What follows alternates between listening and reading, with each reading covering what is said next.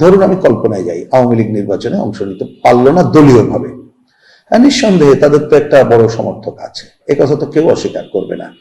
আমার মনে হয় এগুলো নির্ভর করবে, সমর্থকদের আবার 2-3 ভাগ থাকে মনে রাখেন। একটা থাকে একেবারে কঠোর সমর্থক, যে দল যা বলবে সে অনুযায়ী কাজ করবে, আর একটা থাকে ওই দলের মধ্যেও ভাসমান সমর্থক।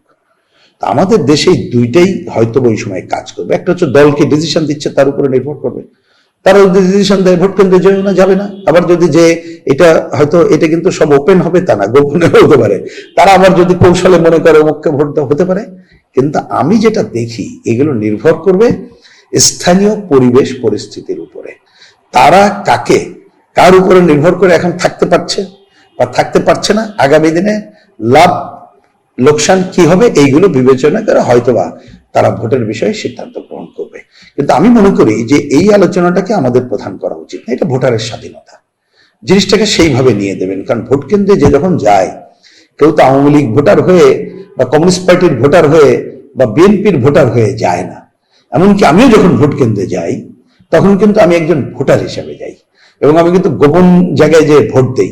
সুতরাং প্রতিটি মানুষকে মর্যাদা নিশ্চিত করার জন্য সবাইকে ভোটার হিসেবেই চিহ্নিত করা দরকার।